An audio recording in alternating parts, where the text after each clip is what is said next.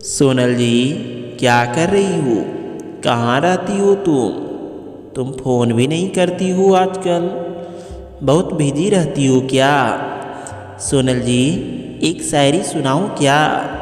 तो सुनो ना सोनल जी। प्यार करते हैं कितना, प्यार करते हैं कितना, ये लफ्ज़ों में कैसे बयां करूं।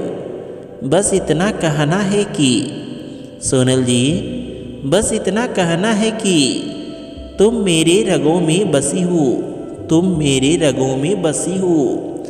अपना ख्याल रखना। ओके जी, आई लव यू।